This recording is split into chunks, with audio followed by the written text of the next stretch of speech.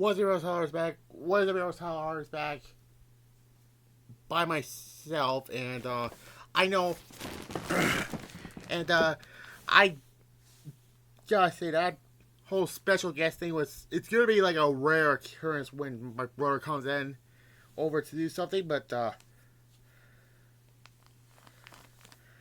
anyways, tomorrow I'll probably do my Survivor Series review,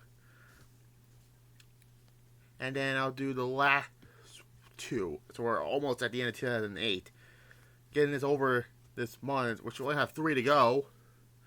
Um, but anyways, now this is the last topic I did was the top 8 most overpushed wrestlers in WWE. Now this is not necessarily like there's like one that doesn't include WWE in it. That's WCW, honestly, but these are the top 10 where 2 wrestlers have great chemistry. Now, this is my list, and there's like for example, like I can't have like do like a top 20. That's gonna take like a long time, but like for example, like there's some dishonorable mentions, like Rock Triple H, you know, AJ Styles and Sting, AJ Styles and Samoa Joe, AJ Styles and Christopher Daniels, you know. Now there's gonna be a song I'm gonna be like, okay, I understand. You're gonna be like, huh? Like Charlotte and Becky Lynch. I can't put them on there because they have like they have like 2 bad matches, like Money Bank 2019 and Hell in Cell 2018. So I cannot include that. Cena and Jericho, you know, Undertaker and Shawn Michaels I cannot include in this list because do I have it on the list? No. You know, like or you know, Rock and Mankind, you know. Now, John Cena and The Rock are just be on this list twice, so but I cannot include like, you know, Cena and Jericho or Rock and Mankind or Rock and Triple H because those are honorable mentions for most of these names, but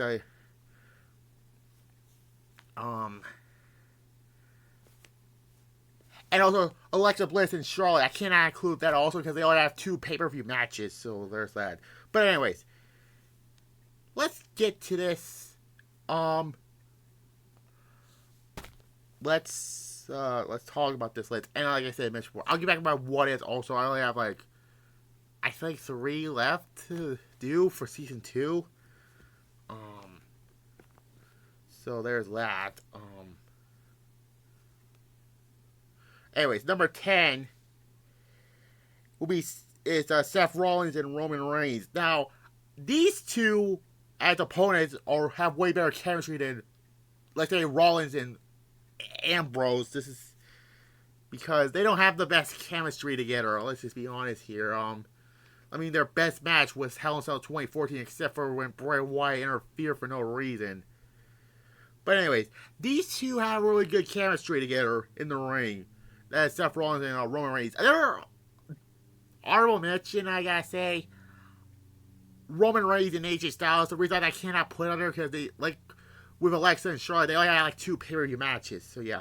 Honestly, the best match together. They had a lot of good matches like this year's Royal Rumble, which that show that can go fuck itself.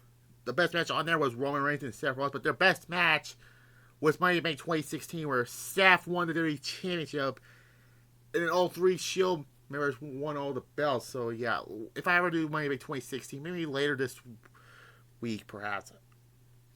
But yeah. So that's number 10 on here. They have like Raw matches also, which are good also. Anyways, number 9, The Rock and Chris Jericho. This is during that whole god-awful invasion storyline. There's one plus about that storyline. That's when Chris Jericho became a main eventer. I mean, these 3 only have 3 pay-per-view matches. No Mercy 2001, Vengeance 2001, and the Royal Rumble in 2002, which sooner or later I will do that review whenever I do the Royal Rumbles in January.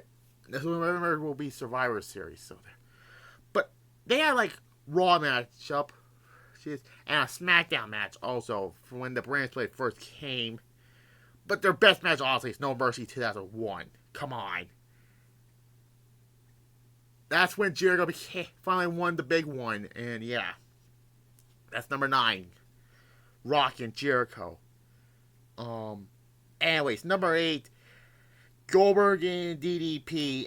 Again, but they only have like a few matches. Like, obviously Halloween Havoc is their best match. And Fall Brawl 99, that was the best match on that disaster of a show.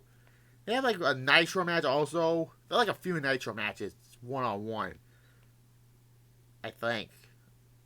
But whatever. These two have really good chemistry. Goldberg and honestly has some of the best matches with. Another honorable mention will be Sting, also with Goldberg and Diamond Dallas Page, but I could not include those because Slamboree 99 match was a disappointment with Goldberg and Sting. But obviously their best match is Halloween Havoc 98 between Goldberg and DDP. And also I did the last episode of season 1, which with DDP broke the streak, so there's that. Anyways, number 7. This is like the tail end of what I'm doing with this year with 2008. Edge and The Undertaker, obviously, come on! WrestleMania 24 was the main event of that show, which thankfully that was the main event, except instead of Orton, Triple H, and Cena, let's just be honest here. Which, who's gonna be on number 6? Whatever.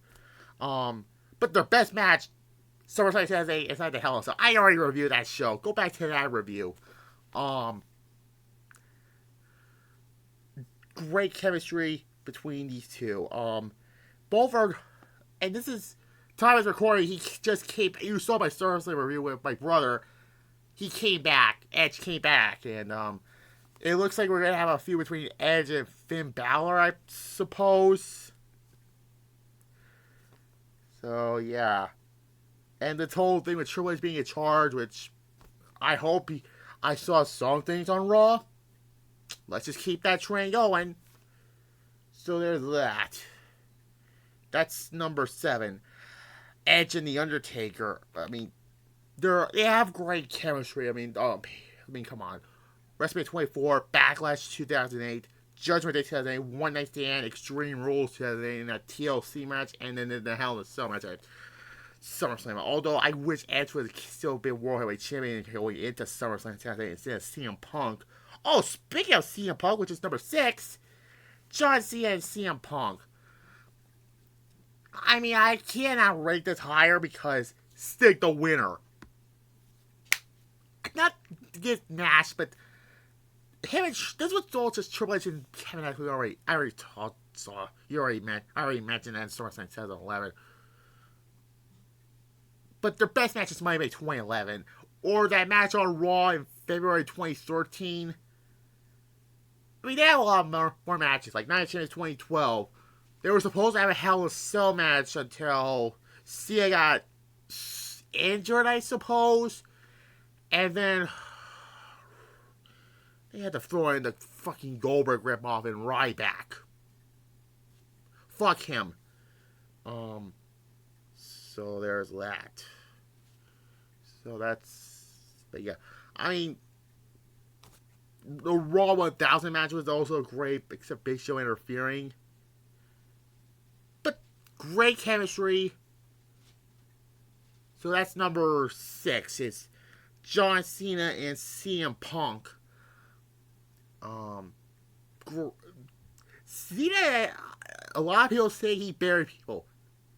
You're gonna be not much, okay? He hasn't buried anybody, perhaps.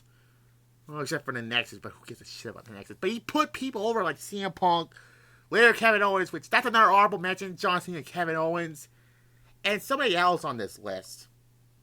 Who could that be? Let's be honest. Now, number 5, now I can put 2 women's opponents with each other. This one, and then number 3 I put, which, yeah. It's Trish Stratus and Lita. Another honorable mention would be Trish and Mickie James, but their chemistry like later on was good. Like not like the early days. They were just somewhat decent at best. But I think their best match was that Raw in was it November or December? I don't know which one.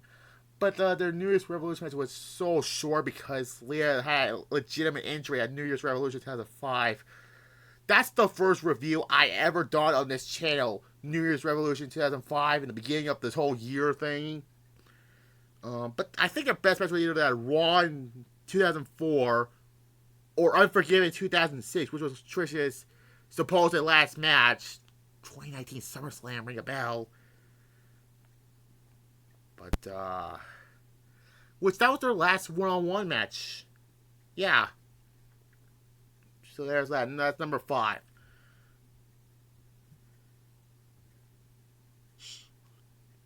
There we go. Okay, number 4, Triple H and Shawn Michaels. Again, I wanted to put the Rocky Triple H on here or Shawn Michaels and The Undertaker on here, but I could not because those were honorable mentions. So these two, I don't think they have a bad match. Their weakest match was Taboo Tuesday 2004. That was like their weaker match. Their weakest match. But, I mean, SummerSlam 2002, which was Shawn's first match back. I think that was their best match. Or the Hell in a Cell match at Bad Blood 2004, which I might do that also sooner. But I think the Bad Blood 2004 match was it still is the longest Hell in a Cell match ever, which is kind of surprising to me because the Hell in a Cell pay-per-view concept is shit. I mean, I don't like the concept of Hell in a Cell being a pay-per-view, but Bad Blood was like a precursor to the Hell in a Cell pay-per-view. But I might do a review of 2003 and 2004's Bad Blood because I already did the Night 7 one earlier in January. But that's number 4 on here. Again, they have other matches like Armageddon 2002, the Last Man Standing match at Royal Rumble 2004, which is one of my favorite Last Man Standing matches. I honestly prefer Last Man Standing matches over I Quit matches, personally. Because you have to beat the hell out of your opponent just to get back up. Just to keep your opponent down. Let's talk about number 3. Again, I want to put Charlotte and Becky Lynch on here, but I cannot do it. Another one was Alexa Bliss, like I mentioned, but they only have 2 pay-per-view matches. Survivor Series 2017 and Extreme Rules from last year, which was a terrible pay-per-view, worst pay-per-view of 2021. But I had to put her with Asuka on here, which, I mean, I know I'm going to say this a lot. I honestly thought these two have great chemistry. I might do WrestleMania 34 when I do the WrestleMania reviews. Oh boy, that main event was... we'll talk about it. But honestly, their best match was WrestleMania 34. Their first encounter. They have other matches like on SmackDowns and Raws, but I honestly like to see them have another pay-per-view match, one-on-one pay-per-view match. But, I mean, these two are great competitors. Let's just be honest here. In 2018, I was excited to see this match. And these two deliver at WrestleMania 34. I'll talk about that sooner. But great chemistry between Charlotte and Asuka as opponents. I forgot they were a tag team, but the thumbnail is going to be funny. But anyways, that's number 3 on here. And yeah, it's Charlotte and Asuka. I understand why. Now you get it. And it was number 2, John Cena and AJ Styles. I mean, their best match, come on, it was SummerSlam 2016. Another one would be Rumble 17, but that's the second best match these two have. Money Bank would be number 3, and that match on SmackDown where if Cena won that match, he gets added to the 6-pack challenge, was probably their 4th best match. I mean, this John Cena made AJ Styles look like a star in WWE. I hope Triple H gets him back on track and gets him another run with the world champion. Come on, Triple H. I'm waiting for that. But that is honestly number 2. It's John Cena and AJ Styles. I mean, they were not a bad match. These two have, no pun intended, phenomenal chemistry. But number 1 is obviously Stone Cold and The Rock. Come on. I mean, a lot of people say WrestleMania 17 was their best match. Except for the ending. I think WrestleMania 19's match was better. That was Austin's last match. Until recently, this year, against Kevin Owens. I mean, WrestleMania 15, their first time competing against each other.